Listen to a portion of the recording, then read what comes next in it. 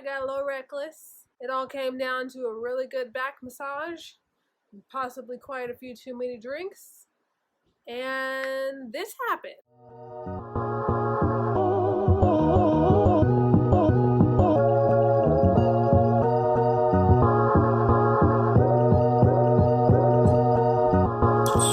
Hey everybody, welcome to Blackboard Bitches. I am Ant.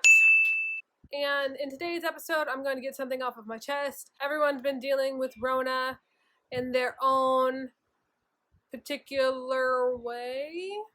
And when I mean particular way, I mean people have just been in the house doing whatever people do in the house with their free time. In my case, I got a little reckless. It all came down to a really good back massage, possibly quite a few too many drinks, and this happened.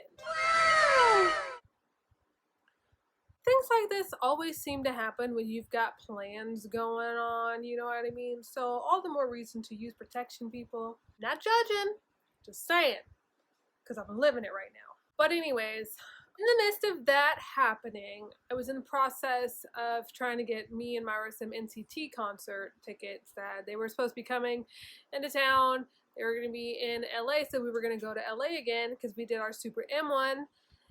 And if you haven't seen that video, which I'll link up here somewhere, that was our first travel vlog. The NCT one was going to be our part 3 for LA, and then that happened, or all those plans went down the drain. Didn't help that Rona decided to show her ass and lock everybody in the house for quarantine. So I mean, I guess it was a blessing in disguise. Now the time has passed and I've become more okay with it, and I've gone through my shock stage, my crying stage, my what the stage, to my this is all your fault stage, to this is not all my fault stage, to hearing the heartbeat and completely falling head over heels, lovey-dovey butterfly feelings for this unborn child. I figured I might as well share my experiences with you guys, whether you care or not. I'm gonna shove this shit down your throat. I decided to make a list of weird symptoms that happen to you when you're pregnant, but that are totally normal and totally okay. They just hit different. They're just weird. Each one of my pregnancies, they have absolutely been different. My first one, I would forget that I was even pregnant because I would have little to no symptoms. My second one, I felt symptoms until I was in my second trimester, which is normal. And my third one, I felt symptoms throughout. Like from the second before I found out to after she popped out. Symptoms all the way through. She wasn't playing. All of the pregnancies, though, have similar qualities that are just weird that I'm going to share with you. So I'll stop rambling about my crybaby drama self-pity party fest, and we'll just jump right into it. I got a list of 13 things going on, and I wrote them down this time because I had a smart moment. These are just a list of things that happened to me. Every pregnancy is different. Some of them are similar, and if you can relate, go ahead and leave a comment down below. If you've never heard of any of these things before and you're utterly shocked, again, leave a comment down below. Open for discussion and any questions that you possibly might want answered. I'm not a gynecologist. I'm winging this shit. Like eyeliner, I'm winging this shit. Okay, so the number one thing that I have that really, really boggles my mind is when your taste buds change. And that's a thing. Like, my first indication that I might be knocked up is when my taste buds start changing, simply because I like really sweet things sometimes, and sometimes I like really spicy things, and sometimes I like really salty things. But when I mean you have like different random cravings and your taste buds change, what I mean is, for example, I could be driving down the street to the store really quick. There were a few times when I was on my way to work, and boom, randomly, I could taste a burrito in my mouth. Not just any burrito, a Taco Bell bean and cheese burrito with no onions and extra sauce. I don't like bean burritos. Where did this come from? Apparently the baby, because I don't like that. Other times I'll get a random taste of a McDonald's hamburger in my mouth, a packet of mayonnaise, Chipotle, which that one time I really, really regretted. It was not up to hype. It was something I was craving, but then when I got it, I was like, ugh. So your taste buds changing are absolutely normal. Tasting food in your mouth before you even get it is normal. At this point, I'm just calling it a craving. That's probably what it is. There have been times where I see stuff on TV when I'm not even hungry, and they'll mention like a cupcake or a brownie, and I'm like, oh my god, can I have, please? Can I please have?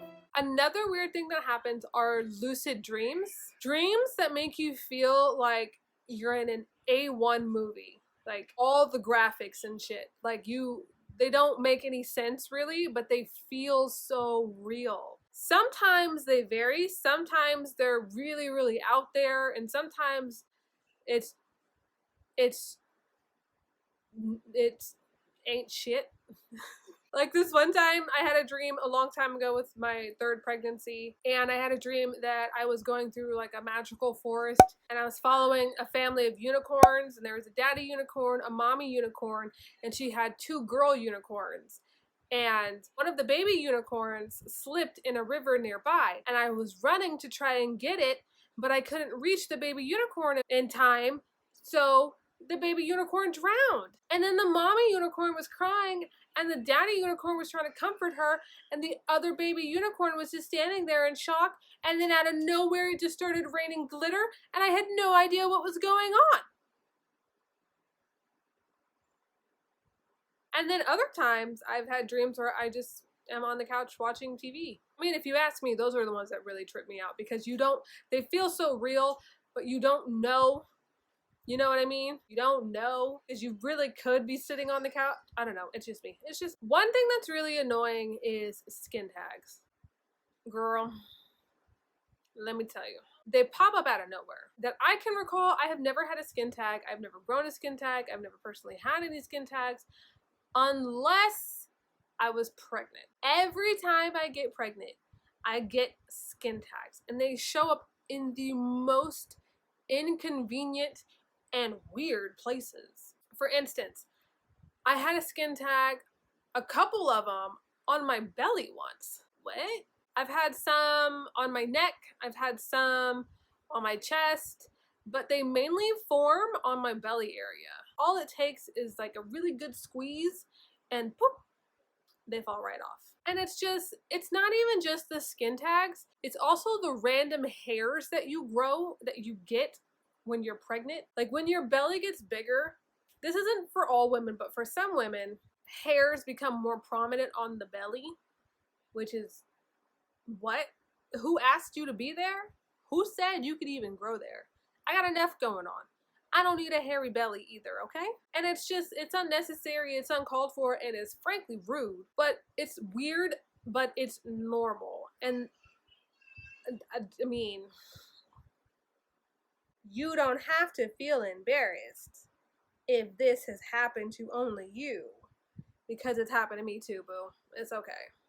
The random cry fits are outrageous. And it's not even just because when you're craving something and you don't find it at your supermarket, or you get home because you've been really wanting it, and then you come home and someone's eating your food type of cry fits, and now you can't eat it because somebody has eaten your food type of cry fits. It's the hearing a song randomly playing on the radio cry fits. It's the I'm so tired I don't want to do anything cry fits. It's the standing in line and nobody, literally nobody, then there's you. Oh my God. Yeah, that happens. I don't like it. Me personally, I don't like to cry at all. I don't try to hold it in, but when it happens, I don't like to cry. Not because of the it shows weakness card that a lot of people trope around. I just physically don't like the feeling. I don't like the clog up in my chest. I don't like the tightness in my throat. I don't like the watery in my eyes.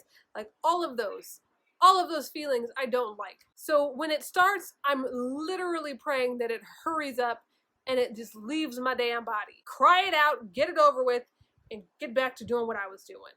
Things that nobody told me was a thing when you're pregnant is skin discoloration. Now, I never really notice it because, I mean, all this melanin changes when it wants to with the weather. When you're pregnant, your skin also changes and you get discoloration.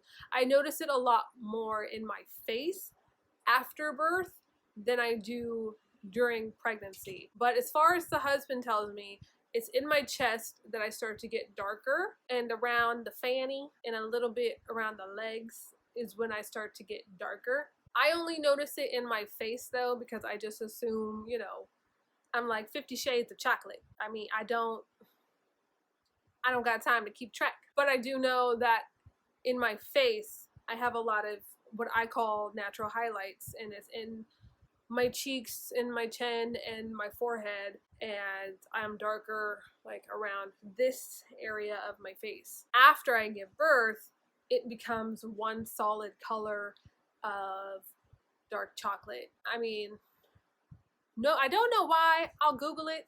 We're gonna find out. But skin discoloration is a thing, and it's totally normal. It'll fade. I definitely notice it, like I said, after birth, not only in my face, but also in my belly, and that's, I don't know why. To me, my belly stays one color, and then as soon as the baby comes out of my purse, my belly suddenly gets really, really dark. It looks like I got a transplant, to be honest. It's like someone ripped off my old belly and then put on this new belly, and then I'm like, what the? But it's normal. And it ends up turning back to whatever shade you are or were. And you know, that's not anything to be ashamed of or worried about. You're bringing life into the world. You're gonna have to go through a lot of sacrifices, boo. And at the end of the day, we all know it's worth it. I'm gonna just flash this little TMI warning. Your vagina gets puffy. Yeah. And that's not a bad thing. That's not a bad thing. For women who are actually more sexually active when they are pregnant, to me, it's been a lot of highs. This one is a very low. I don't want your thing near me. I don't want to talk to you. I don't even want the suggestion, okay? Don't touch me. Back up. Fall back. But, you know, when it does get poofy down there, you don't have to worry about them.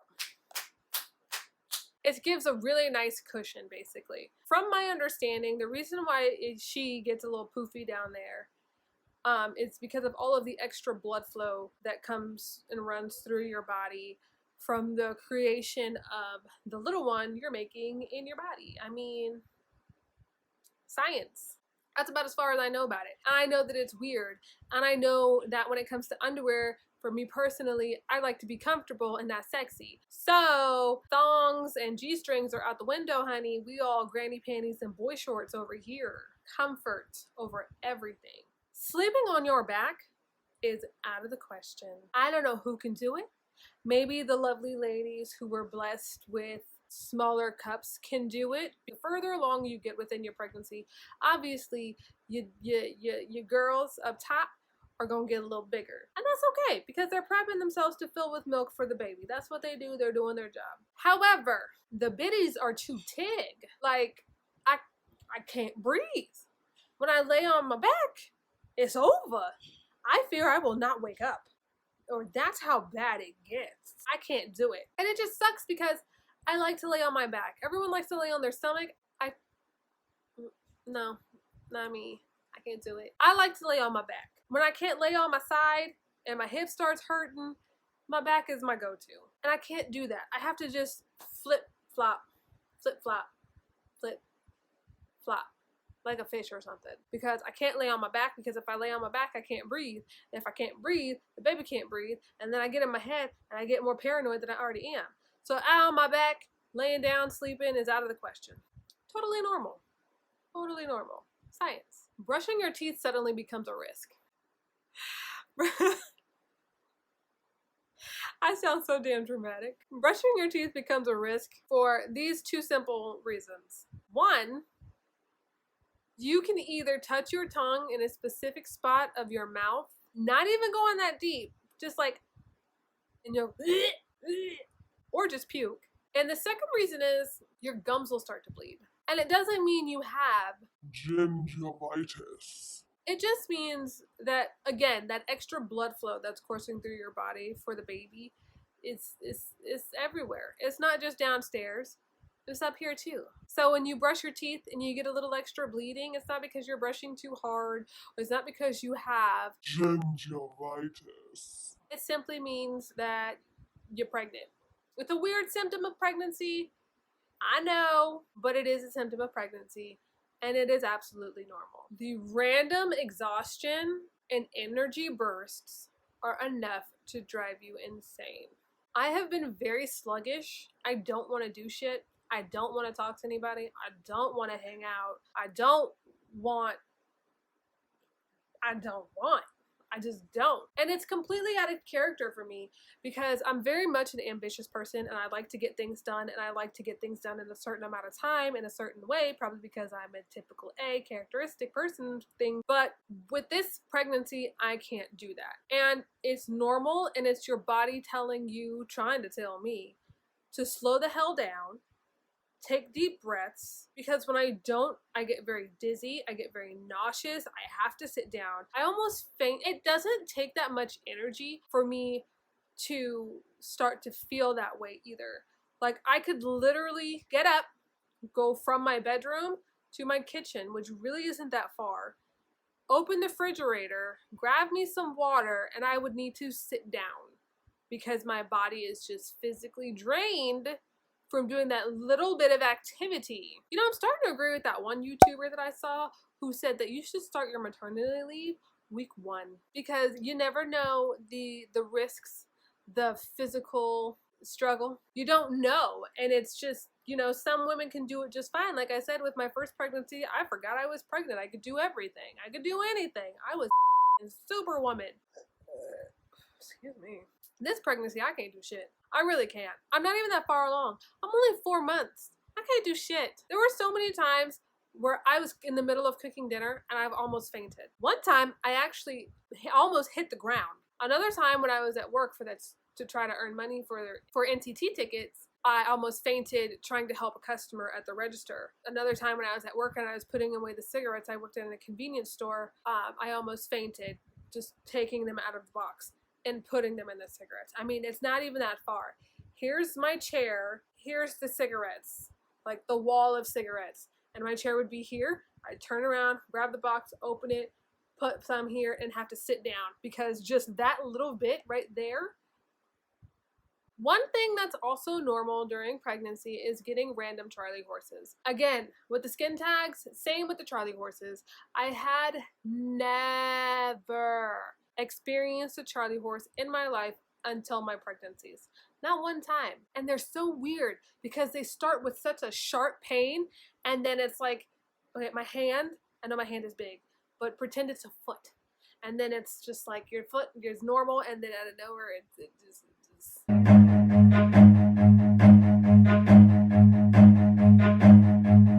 Run. But why? Nobody asked you to do that. That's basically what a Charlie horse is. If you've never experienced one, congratulations, boo. I hope you never do, because that's something I could live without. Quite frankly, it's something that is very possible to happen to you when you're pregnant. However, like everything else that I've mentioned, it could be hit and miss with you during your pregnancy. You know, people think being pregnant is easy. I can't even eat the things that I want to eat, let alone the things that I crave. Talk about a mind. I really can't. Every time I'm like, oh my God, cherries, fruit, salad. Here's one of those things that I was talking about earlier. Cravings. I always crave a salad. But that's normal for me because I love salad. I love to eat salad. List your favorite things of food to eat. Salad, a really good salad, like a really, really top-notch good salad. Like just not even really fancy, just like a really good garden salad with some, oh my God, I need to go to Sizzler. It would be the salad, and then it would be the steak. And then it would be,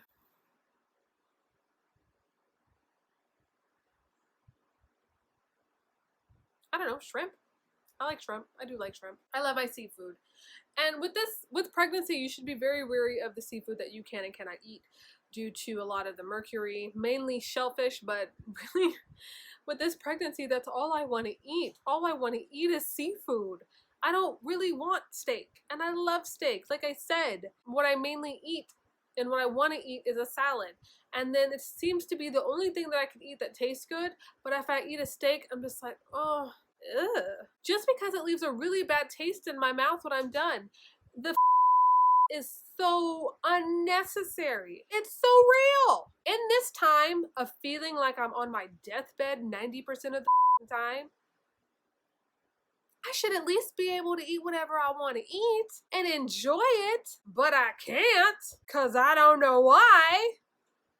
I can't even chew gum. I love gum. This will go with the brushing your teeth and being weary of it and how it's a risk. You can also experience nosebleeds when you're pregnant. I haven't experienced them this pregnancy, but I know it was pretty frequent with my first and maybe my second one, and they would always happen when I was asleep.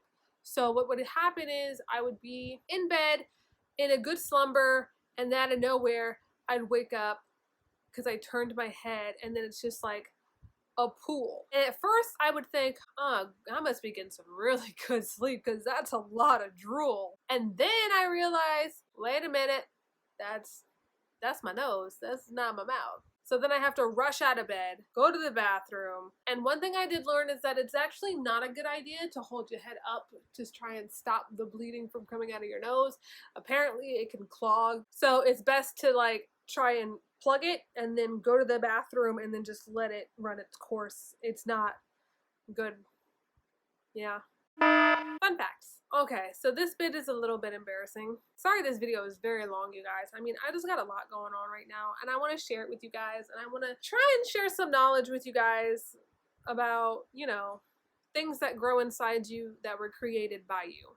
Last but not least, I promise, is the excessive amount of mucus that you get when you're pregnant. And I'm talking mucus in the attic and in the basement. Like, that mucus, honey, it's in your nose, it's in your throat, it's in your chest, it's in your la la la la la, and it's annoying. And if you're someone like me who can't huck a loogie, I really can't, y'all. I really can't. Like, I try, and it always ends up like this.